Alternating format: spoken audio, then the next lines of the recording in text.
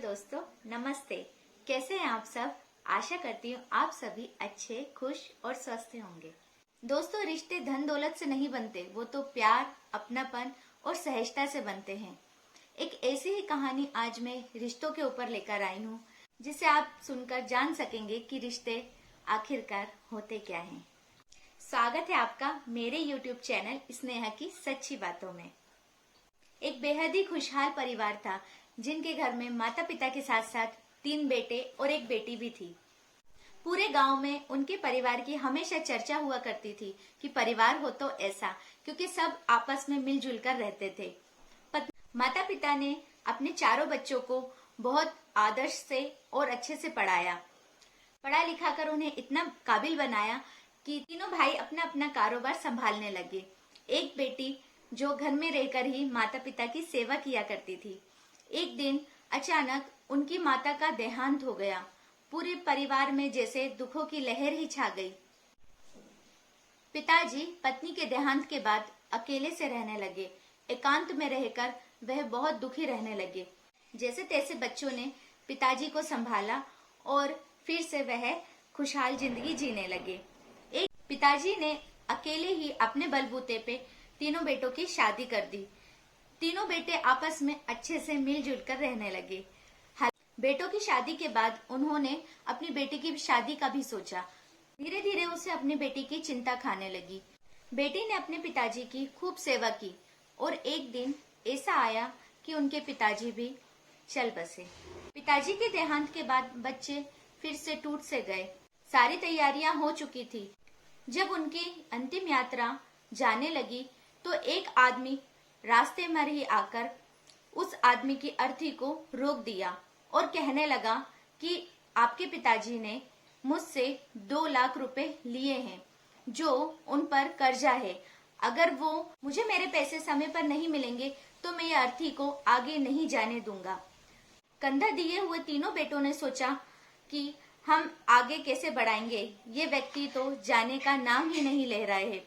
तीनों बेटों ने इनकार कर दिया कि हमारे पिताजी ने ऐसा कोई कर्जा नहीं लिया था, और यदि लिया भी होगा तो हम उसे नहीं चुका सकते।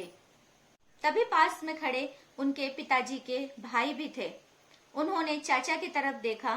तीनों बेटों ने चाचा जी से कहा, क्या आप इनका कर्जा चुका सकते हैं? तो भाई ने भी अपने कदम पीछे हटा लिए। ये सब देखकर व्यक्ति कहने लगा, ये तो आपके ही पिताजी है ना, फिर आप ये कर्जा क्यों नहीं चुका सकते? तीनों बेटों की नजरें नीचे झुकी हुई थी। ये खबर पूरे गांव में फैल गई और गांव में किसी ने उनकी बेटी तक ये खबर पहुंचाई। बेटी भागते भागते उनके पास आई और उस व्यक्ति से कहने लगी, बाबूजी, आपके कितने पैसे हैं? तो उस व्यक्ति ने कहा, 2 लाख का कर्जा आपके पिताजी पर चढ़ता है। उसने कुछ नहीं सुना और अपने पूरे जेवर उतार के देने लगी और ये कहने लगी, अगर इससे भी आपका कर्जा नहीं चुकता है तो मुझ पर विश्वास रखिए, मैं आपका कर्जा थोड़ा थोड़ा चुका दूंगी, लेकिन अभी मेरे पिताजी की अंतिम यात्रा आगे बढ़ने दीजिए। मैं आपकी बहुत शुक्रगुजार होंगी कि आप मेरे पिताजी की अंतिम यात्रा को आगे बढ़ने देंगे। व्यक्ति ये सुनकर बहुत दुखी होने लगा। उसकी आंखों में आंसू आ गए और तीनों बेटों की तरफ जैसे ही देखा तो तीनों बेटों की नजरें झुकी हुई थी। वो व्यक्ति कहने लगा, बेटी, तुम्हारे पिताजी ने मुझसे कोई कर्जा नहीं लिया है। तुम्हारे पिताजी बहुत ईमानदार व्यक्ति थे। उन्होंने कभी किसी से 1 रुपए भी नहीं लिया। एक दिन आपके पिताजी मेरे गांव में आए थे और मेरी गरीबी को देखकर उन्होंने मुझे पैसों की सहायता की थी। धीरे धीरे उन्होंने इतनी सहायता कर दी कि मेरे ऊपर इतना कर्जा चढ़ चुका। तो मैं ये चाहता था कि उन्हें पैसे कैसे लौटाऊं। जब मेरे पास सारे पैसे इकट्ठे हो गए, मैं इसे लौटाने आया तो मुझे पता चला कि वो तो इस दुनिया में रहे ही नहीं।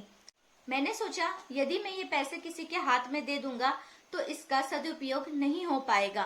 मेरी सोची समझी एक साजिश थी। मुझे इससे पता चल गया कि पैसा बेटों के पास नहीं, बेटी के पास दिया जाए। बेटी, आप बहुत खुश नसीब हो कि आप इनकी बेटी हो, और आपके पिताजी बहुत खुश नसीब है कि उन्होंने ऐसी बेटी को जन्म दिया। दोस्तों, वो रिश्ते ही क्या जो पैसों से टिके हों।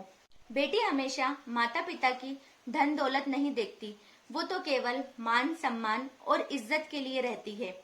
यदि कोई बेटी की शादी नहीं होती तो उसे ताने दिए जाते हैं कि तुम घर में सिर्फ और सिर्फ पैसों के लिए पड़ी हुई हो, या कोई तलाकशुदा बेटी मायके में आ जाती है तो उसे भी यही ताने पड़ते हैं कि तुम माता पिता के धन दौलत के लिए आई हो, तुम इसलिए यहाँ रुकी हुई हो।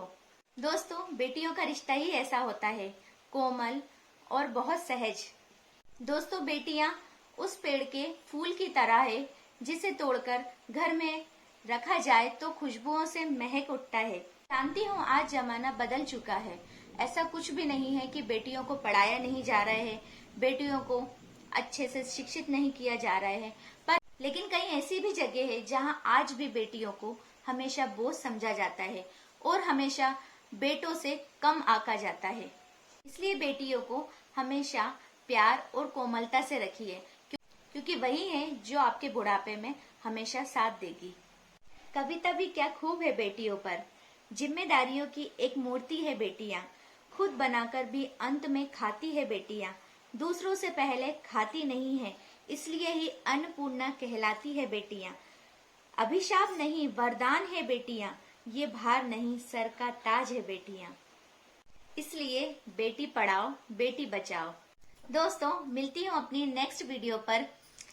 यदि किसी ने मेरा चैनल सब्सक्राइब नहीं किया है तो प्लीज मेरे चैनल को सब्सक्राइब करें, ताकि आपके पास मेरी नोटिफिकेशन जल्द से जल्द आ सके। ऐसे ही मैं आपके सामने अच्छी अच्छी स्नेह की सच्ची सच्ची बातें लाती रहूंगी।